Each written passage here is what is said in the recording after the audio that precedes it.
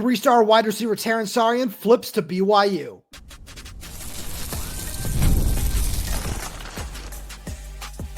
You are Locked On Huskies, your daily podcast on the Washington Huskies, part of the Locked On Podcast Network, your team every day. To another edition of the Locked On Huskies podcast. I'm Roman Tomashoff. That's Lars Hanson. He writes with me over at Huskies Wire. Thanks for making this your first watch or first listen of the day, as we are part of the Locked On Podcast Network, your team every day. And today's episode is brought to you by FanDuel. Right now, new customers can get $200 in bonus bets when your first $5 bet wins. And just a quick reminder, wherever you get this podcast, YouTube, Spotify, Apple Music, Amazon Music, make sure to click that like button, click that subscribe as well, and that little bell so you never miss when we post a new video. And if you're on the audio only side of things, please make sure that you leave us a 5-star review, as it all really does help us out a lot. Lars, we've got a whole lot of fun stuff on the recruiting cycle coming at the Everydayers today. We're going to talk about 3-star defensive back Dre Pollard, who set up his official visit to Washington on Monday or over the weekend. We, saw confirmed reports of it on Monday. We're talking about 4-star offensive lineman Sam Utu, Washington's top offensive line target on the board right now, because he got a crystal ball to UW. But the big news of the day is 3-star wide receiver Terrance Saryon from Evergreen High School here in Vancouver, Washington, which is down towards the Oregon border. He flipped his commitment from UW to BYU. So it's an interesting situation because, as we talked about a week or so ago now, when he committed, he came up for the UCLA game, I believe, in mid-November, made his commitment quickly after that. And it was a situation where at the time it was considered, you're going against Oregon. It was, UW and Oregon seemed to be the two leaders in the clubhouse at that point. And also, when you aren't even talking about finishing up the 2025 class, that was pre-John Mills commitment, for context here. So when you think about what's happened and transpired since then, the amount of receivers that UW is now in play for, it just kind of seemed like you could understand if Saryon was going to start looking elsewhere or see if he could find maybe a better playing situation elsewhere, because it's not to knock Washington or Terrance. I think it's just, this is an example of a kid where you have talent, but sometimes in order to play right, let's say in your first 18 to 24 months, you kind of have to go to another school to do that. And it's just an unfortunate, situation, but it kind of is like the best for both worlds, how it ends, where he finds a good spot, doesn't end up making the June 20th official visit that he had scheduled, which isn't necessarily a surprise, but it's kind of good to get it out of the way now. And, I think it's a solid resolution for both parties involved. So I agree with you there, because this is one of those things where BYU offered late. They came in and offered him in late April, takes the official visit at some point last week. And then we just kind of look at how the rest of this has transpired, where he flips very, very quickly following the official visit, where there was some noise about it early this morning as we record this on Monday. And then all of a sudden it just happens very, very fast, which, is nice for a situation like this where, if you feel you find a good fit there, that's great. And you go and you read the quotes he gave to Brandon Huffman at 247 Sports, where it's, I feel better in BYU's offense. Where if that's how you feel, then great. And I feel like part of that does have to do with what you're alluding to there, where it's all of the other receivers Washington is in play for, where we got a lot of questions about this. And this kind of always felt like, if Mason James and Vance Spafford, both 4-star wide receivers, do come to fruition, that this was kind of the most logical move, was for Terrance to end up looking elsewhere, which is just, the cold reality of recruiting at some different points in time. And we look at it in this particular case, you've got Vance Spafford, 4-star Georgia commit, coming up for his official visit on May 30th, and then Mason James, who just dropped his top 5 and his commitment date for right when he's done taking his official visits in June. You have both those guys heavily interested. He's coming up that week after on June 6th, I believe it is.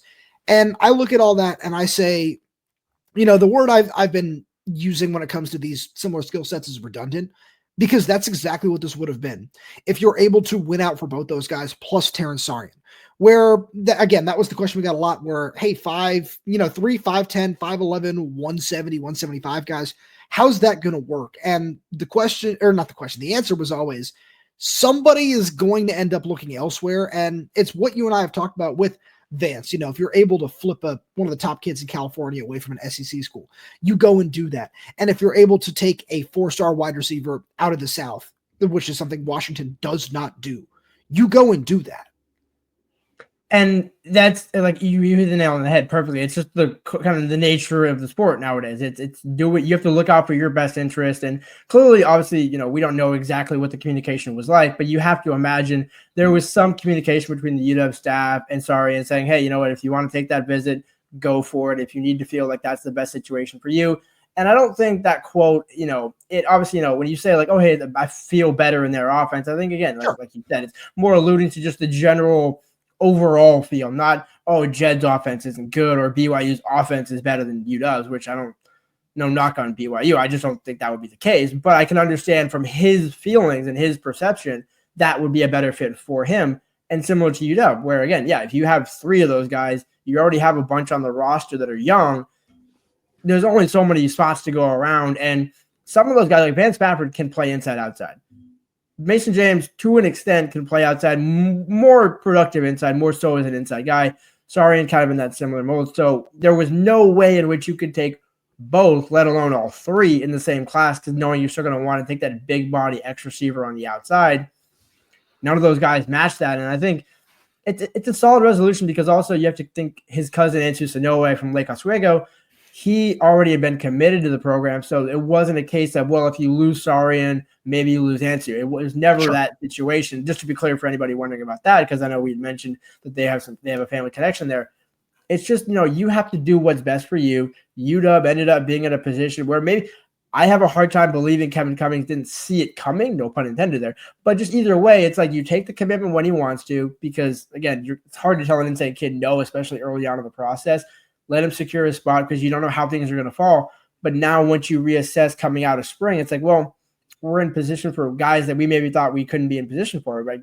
I don't think you or I thought Vance Spafford would truly be in the mix at this point in time. And so I think that more so is the emergence. I think Mason James always kind of seemed like a guy who was going to be there with the amount of interest Kevin Cummings showed in him. And I think also that's another part of this where Kevin Cummings is showing interest in other guys while having him, the same player at your position, recruiting other guys. It kind of just seems like I think it was always going to end in a mutual splitting of ways. And you have to admit, like BYU is still a solid landing spot in the Big 12. You're going playing in power football, so it's not a case of you're going from Washington to no slight here, Northern Arizona, or Citadel. I'm just going to try and Laughlin's coming after you for that one. But no, but my point is that they're good programs, but they're still lower in the totem pole. Because again, like you said, you can still transfer back up if you wanted to go that route. But I think this is like the perfect resolution for everybody involved, and you now have to think better about your chances for Washington with either one of or both Spafford and James. So that's where I wanted to go with this. Where there are a couple things I wanted to hit on. That was the big one where I don't think, Washington kind of, I don't want to say sits by and watches this happen, but I don't think that, they take this kind of approach if they don't feel more comfortable about where they are with those 2 guys. And then on top of that, you talk about the big body receivers, whether it be Madden Williams or Daniel Odom from St. John Bosco, whether, it be Luke Weaver, who they're probably still going to try to make some sort of push for from Notre Dame, all down in Southern California. But I look at that and I say that's certainly part of this as well, where you want to make sure you take that just prototype of receiver in this class as well. And then on top of that, I look at it and I say, you were able to take 5 wide receivers in last year's class, where maybe if Marcus Harris doesn't flip to you late, or, you aren't able to get Desmond Roebuck or one of those other guys who you just expect to play in that same mold, maybe this is a different conversation.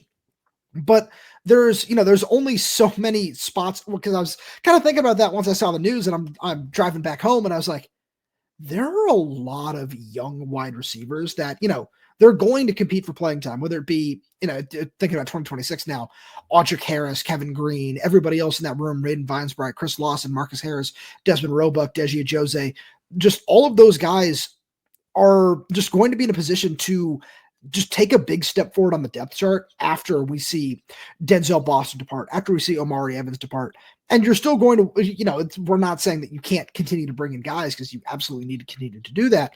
But there are certain spots where you're going to get buried on the depth chart if you stick around and you don't think that, when you look at it and the plan is, hey, I already know that the plan for me at Washington is to develop for a year and a half, 2 years before taking a big step forward on the field.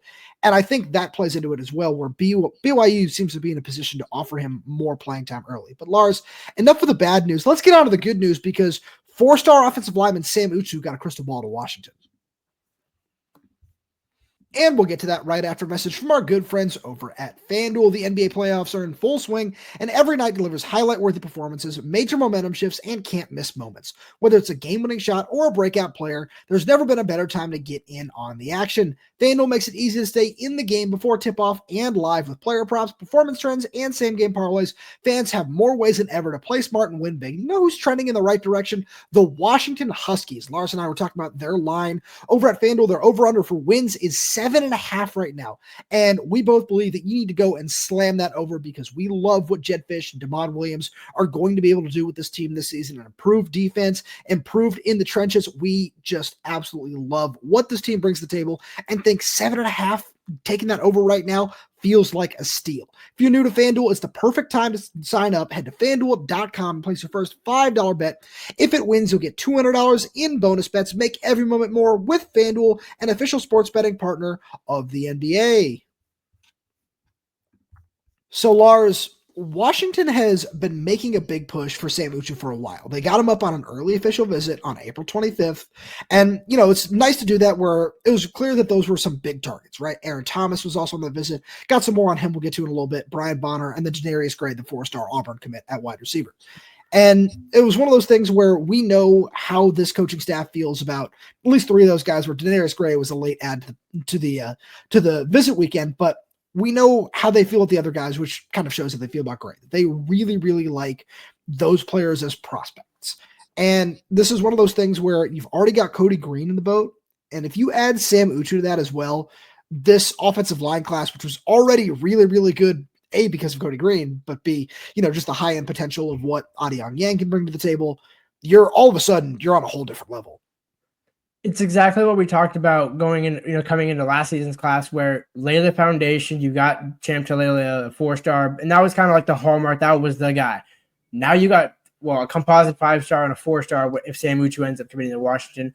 Worth noting, I guess, for people that are maybe new to the program, where the interesting thing that did catch my eye with this, it wasn't a Biggins prediction, it wasn't a Huffman prediction, it was a 247 Sports team one. But it doesn't miss, and it also came with a VIP scoop. So I think for people wondering, what does this mean? Is it just a random prediction? It's no, this is kind of one that I think we had both been feeling like it's trending for a while. So I agree with you there, because it's one of those things where you mentioned this new 247 staff prediction or whatever it is that they're doing, where David Schwarzel's crystal ball to Washington also came from that. And it just feels like a new thing that they're doing. We're not going to read into that too much. That's not our lane. But it's one of those things where I look at it and I say, no matter what, if anybody is feeling good enough to see this one through, then that's just to make sure that this prediction gets logged. That feels like a really good thing for Washington in this case. And we look at what the rest of this offensive line class could hold. We're going to get to one of his teammates in a little bit. But Dominic Harris is another guy where Aaron Thomas did an interview with somebody over at On3 and said that the 2 schools out in front for him right now are Ohio State and Texas A&M. Can't say that's, overly shocking in my opinion. I still expect Florida State to end up in that mix since his dad played offensive line there. But I look at it and I say, if you're able to get Dominic Harris from Nevada, from Edw Clark High School over there, and get him as the other tackle in this class alongside Cody Green, plus you have Adiong Yang, and then you're able to add Sam Utu to this mix, this is truly a stellar offensive line class. And I just think that right there, you're already really solid. Then there are a couple other names that we can probably dive into a little bit that just would really take it over the top. But I look at this and I say, in order to succeed in the Big Ten, you need these top-tier offensive linemen cycling in and year out and continuing to add those guys, because that's what all these elite programs do, right? Look at all the other elite programs in the country, whether it be Michigan, Ohio State, Alabama, Georgia, LSU, whatever it is that they're doing over there, it always involves top-tier blue-chip offensive linemen. So if you're able to add Sam Utu to this class with Cody Green alongside, with the high-end potential, like you and I looked at T.I.U. Mukais, the defensive tackle from Colorado, and said, this guy should be a 4-star. With the way Dominic Harris is picking up steam, he should be in that boat as well, in my opinion. And I look at, if you're able to add that guy to this class, I feel pretty good about that at this point in time. Adding Sam Utu, this is one of the best offensive line classes we've seen at Washington in a long time. Since 2020? The Rose Garden class. That. Exactly. And I think, and that's exactly what Jed needed to do. Not just because you're in the Big Ten, but again, the cliche that is always time and tested true. whichever team is better in the trenches will likely win the game on Saturday or Friday night or whatever the heck the game is played nowadays. But the point being that that's why you go and restack the class year in and year out. You don't have to go every other year where some positions are, kind of like almost like quarterback, where there's certain positions where you're like, hey, it's kind of hard to go 4 and 5 star year in, year out because those guys tend to want to play, and either that or you're going to have a high transfer rate. Worth noting, we were big fans of Michael Switzer's promotion to offensive line coach when it came down in, mid-February now? February, yeah. Brennan Carroll was a good recruiter, but it almost seemed like, and this is no shot at Brennan, it seemed like the name cachet carried more weight than the actual ROI when it came to recruiting. Michael Switzer, it was like, hey, who's this guy? Why are we doing this? Former John Carroll guy. Like, no, this is a guy who took a step back, because I remember asking about that. Like, what did it mean to become an analyst under Jed and kind of take that step back before now getting this position coaching role? I think recruiting was a part of that, where he saw, like, how do you build relationships? How do you do that? And he learned that from Jed. And I think that was, kind of a telltale sign where pairing up with Jed, and now you have the Washington brand, and then everybody else in the recruiting department, Marcus Griffin, Jaleel Wadud, you go down to Jake Crawford, you go down the list of guys that are in that building. That's why it was such a good hire, because he's great as a coach on the field, where we saw that in spring camp, and he's clearly hitting home runs on the recruiting trail, but also still winning the battles in terms of, like, he's not just getting, like, the 5-star, he's getting, the several 4-stars. You're reloading the entire class, kind of like what they did at receiver. So I like where you're going with that. And to just take it a step further, where it was something that I can't remember, it might have been our buddy Scott Eklund over at Dogman who wrote about it, where after, this promotion was made, you go and you look at the 2025 class. For, anybody who isn't aware of, there's just the recruiting coaching rules, where Michael Switzer was one of the just on-field assistants last year, in terms of he was the assistant offensive line coach was his title. So he's not allowed to go out on the road recruiting. But when these players come into the building for official visits, you're allowed to meet with everybody on the staff. You're allowed to meet with just people who are around. And that was the case with Michael, who did a really good job selling Chantilly Aaliyah and a couple other guys that did commit as part of that 2025 class. So you already knew he had the recruiting chops. And then I remember, Lars, you and I were sitting there listening to his first press conference. We kind of looked at each other. We're like, yeah, we can tell why this guy was the right choice, because he's just a very commanding presence in terms of not only just how he speaks, but how he discusses the game. It's something that's very engaging, and he just discusses it in a way that is just very clearly something the players gravitate towards. And then the players told us as much. I remember it's on social media at Locked On Huskies everywhere. It's here on our YouTube channel as well. We talked to Landon Hatchett about that promotion, and he said, yeah, we were all really comfortable with him, because since it's such a big room, you need to have an assistant in that mold.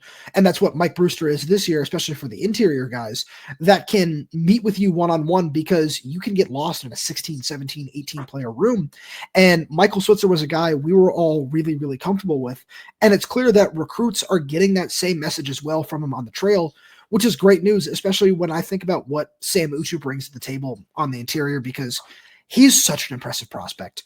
And there's one other layer of this we need to dive into, but I got to get out just how powerful he is, how well his feet move are all really, really great. It's one of those things where I said it to you, it's like, just a slight level up from what Chantilly Aaliyah was when he committed to Washington last year, because it's not only that he plays in the Trinity League in Southern California, but it's just that talent and that downhill power are so impressive.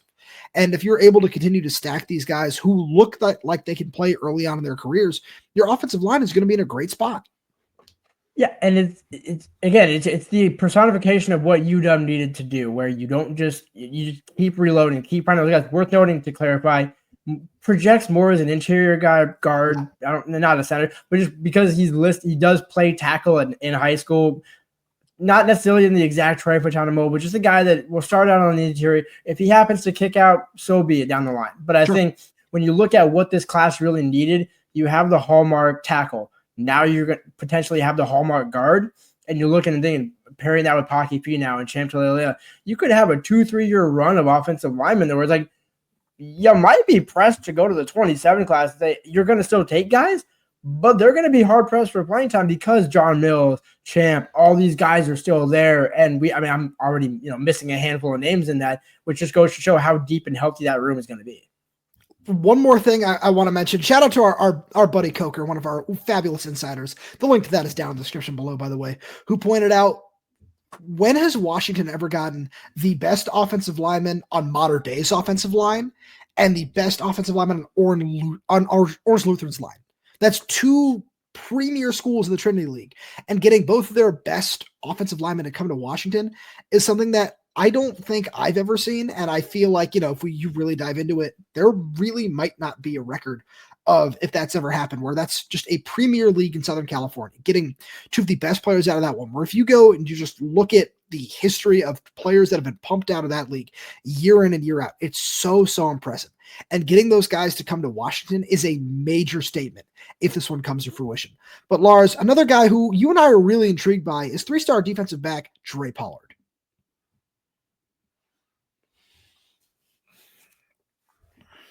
So Lars, before we hopped on here, I was watching a little bit of Dre Pollard film, and this is really fun because he's listed as an athlete by 247 Sports, is scheduled to take his official visit now to Washington on May 30th, which is something you and I called when he got his offer a couple of weeks ago. Hey, he's visiting Minnesota that weekend. Maybe he switches up with that and comes to Washington instead, which is exactly what happened. And we watched his film, we were kind of like, oh, he runs really, really well. I remember one of the first couple of plays is he plays running back and receiver for them as well. And he's got three guys around him that are trying to close in on him after he's taken a carry, like 15, 20 yards. And then all of a sudden he just hits an extra gear and is 5-10 yards further down the field and ends up scoring a 65, 70-yard touchdown, whatever it was on that play. And I looked at that and I said, oh, this guy's going to play corner? And then you keep watching and you see, his understanding of releases at wide receiver. You see his understanding of dropping back and playing zone and reading quarterback's eyes and doing different things like that. And I look at where this defensive backs class is right now.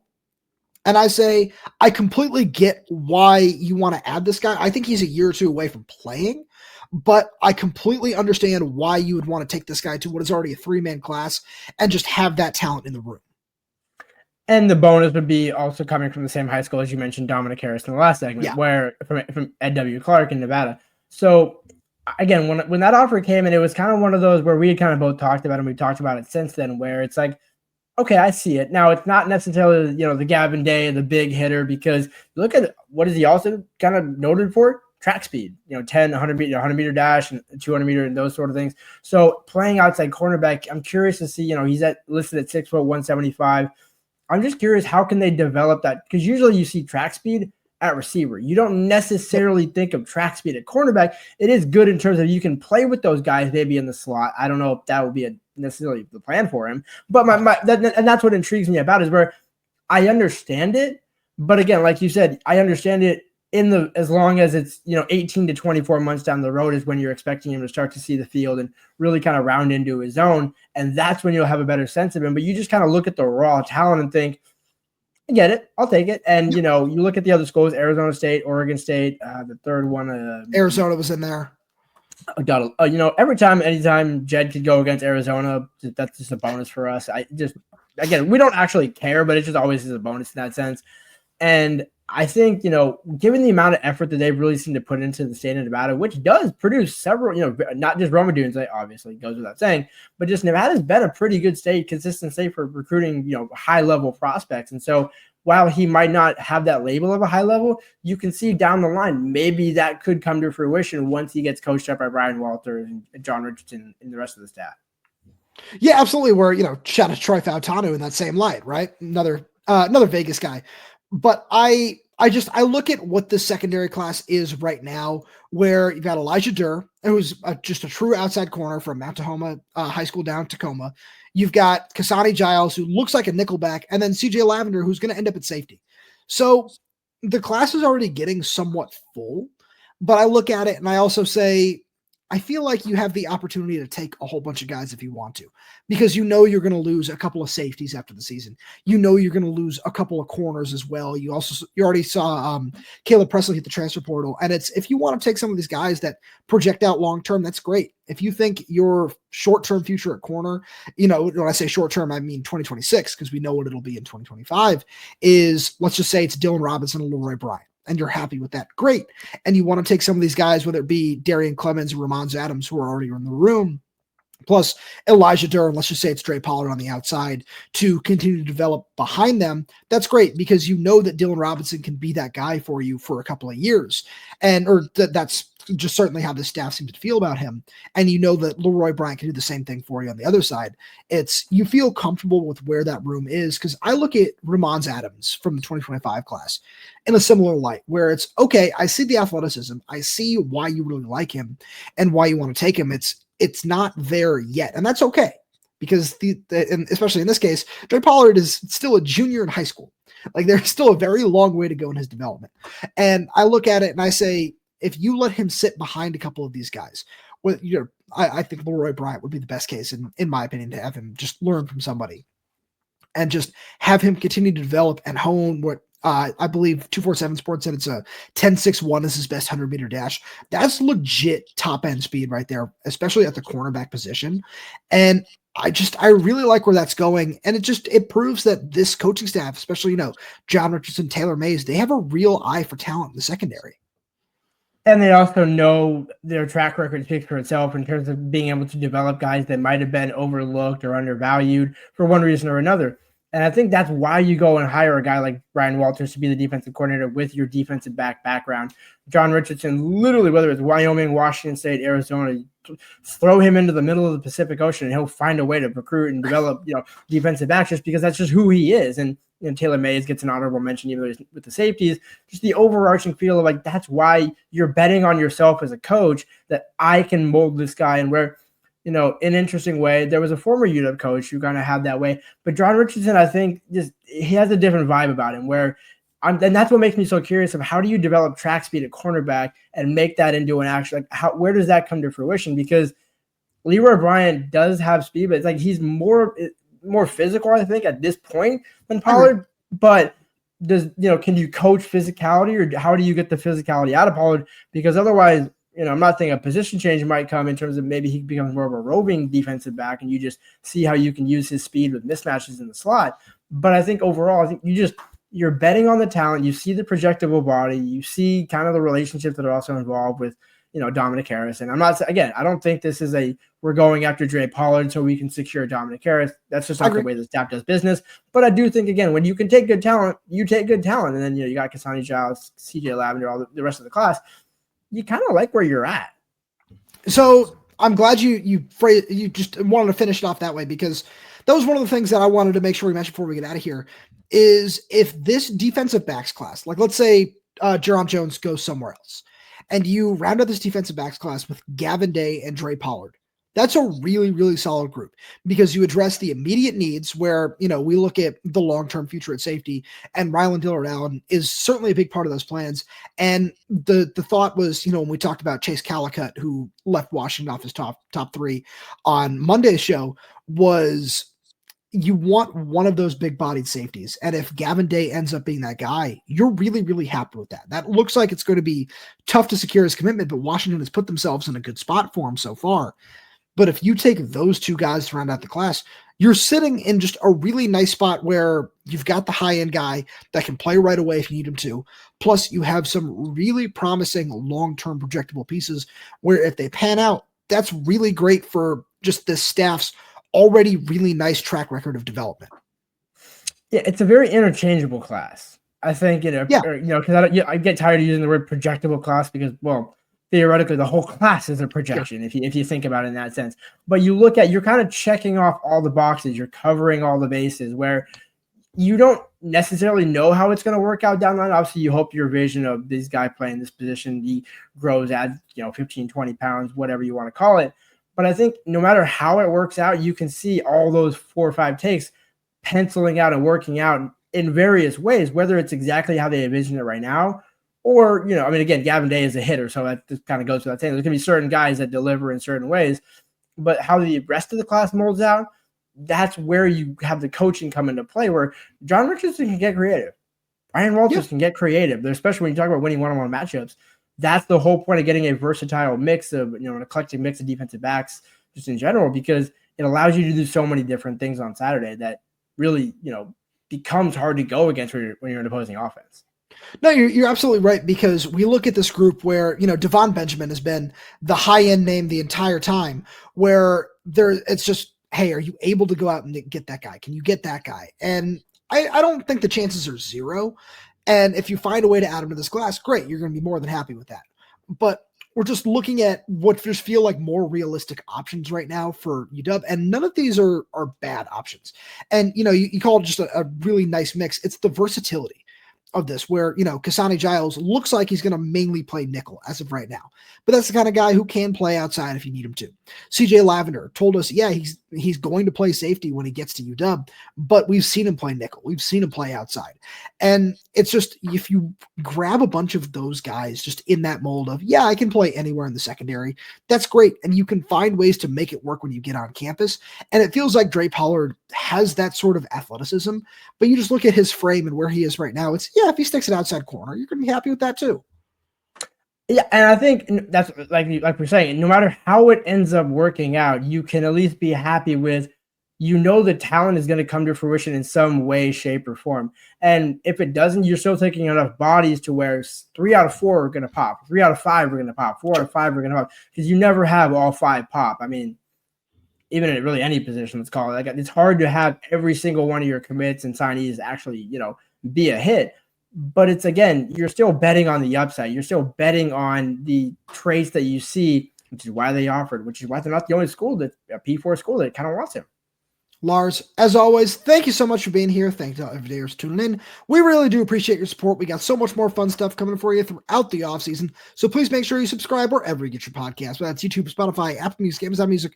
We're there. We're everywhere. We're updating this channel with new content every single day. So make sure you click that like button, click that little bell so you never miss when we post a new video. If you have any questions, comments, concerns, drop them right down below in the comment section. And if you're audio only, please give us 5-star reviews. It does help us out a lot. Thank you so much for tuning in, and we'll talk to you on Wednesday.